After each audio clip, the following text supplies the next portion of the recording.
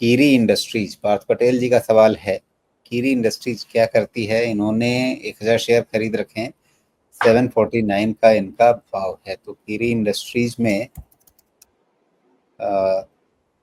छोटी कंपनी है, ज़्यादा मार्केट कैप नहीं है, 3500 से कम का ही मामला है। और ये काम करती है डाइज इंटरमीडिएरीज वगैरह बनाती है, यानी थोड़ा बहुत केमिकल्स का ही मामला है। केमिकल सेक्टर में थोड़ी बहुत सगुआहट तो आनी शुरू हो गई है ना? और कंपनी स्पेसिफिक ही दिख रहा है, अक्रॉस द बोर्ड तो नहीं, लेकिन कंपनी स्पेसिफिक हो रहा है जी। ये। तो कंपनी का नाम चेंज हुआ था, पहले ये कीरी डाइज ही होती थी और फिर बाद में कीरी इंडस्ट्रीज चेंज हुआ इसका नाम। जी, इस बार आप देखेंगे तो क्वार्टर ऑन क्वार्टर इम्प्रूवमेंट है, लेकिन वाई ओ वाई इम्प्रूवमेंट नहीं है। लेकिन नेट प्रॉफिट को क्या हो गया? मतलब सेल्स आपकी बढ़ गई, लेकिन नेट प्रॉफिट को एकदम से क्या चीज ले गई है? एकदम से इनका ऑपरेटिंग प्रॉफिट मार्जिन निगेटिव जा रहा था, वहां पे तो निगेटिव के हिसाब से इम्प्रूवमेंट ही है। फिर फंसा कहाँ मामला? पिछली बार अदर इनकम काफी बड़ी अमाउंट थी, इस बार नहीं है, या बहुत नेग्लिजिबल है। जितना आप सेल्स कर रहे हैं उससे ज़्यादा आपके खर्चे हो रहे हैं, मामला यहीं पे फंसा हुआ है। और पिछली कई तिमाहियों से यही चीज़ इनको परेशान कर रही है। तो फिर आगे मतलब पार्थ पटेल जी करें क्या इसमें? 6 महीने का इनका नज़रिया है। सब कुछ देख के कोई भी ऐसा 6 महीने वाला नजरिया भी शायद ट्रेडिंग स्टैंड पॉइंट से ही रखना चाहिए, बिकॉज नंबर्स, किसी भी नंबर से बात करेंगे तो क्या बात करेंगे, PBT negative, PAT negative, interest payment धुआंधार बढ़े जा रहा है।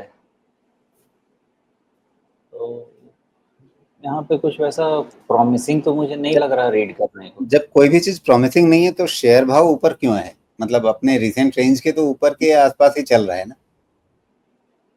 नहीं तो इसमें मैं तो ट्रैक नहीं करता, इसलिए मुझे नहीं पता है क्यों है ऊपर। होना तो नहीं चाहिए। और वैसे देखे तो ये तो नहीं, कहाँ ऊपर है, 2018 का भी तो हाई ठीक से नहीं निकला है, 2018, हमें 2025 में, क्या ऊपर है? कुछ भी ऊपर नहीं है। नहीं, नंबर्स कोई भी कन्विंसिंग नहीं है 6 महीने के हिसाब से, जो भी हो। मुझे जो समझ में आ रहा है वो यही है कि इनका एक लो आपको नंबर दिखेगा 484 का, 484, तो आप उसको चेंज करके 480 कर लीजिए, 475 कर लीजिए, इसको वॉच कर लीजिए। ओके। और अभी आपका 594 है, तो यहाँ से आप समझिए कि 100 रुपये के आसपास का, मतलब करीब करीब आप 18% के आसपास का रिस्क हो सकता है, क्योंकि प्राइस बहुत बढ़ चुका है। तो उस लेवल के हिसाब से मुझे लगता है ध्यान रखना चाहिए, नीचे आना चाहिए। नीचे आया और उसके नीचे गया तो फिर प्रॉब्लम है, नहीं तो बस फिर ये कंसोलिडेशन में ही रहेगा। उससे ज़्यादा तो और कुछ खास पैटर्न मुझे नहीं पता है, यहाँ पे देखने को कुछ नहीं है। ओके, अच्छा, लेकिन पार्थ पटेल जी जैसा मुझे नाम ध्यान में आ रहा है, अक्सर इनके सवाल आते रहते हैं, तो अनुभवी हैं, फिर भी ये बिल्कुल टॉप पे जाके कैसे फंस गए?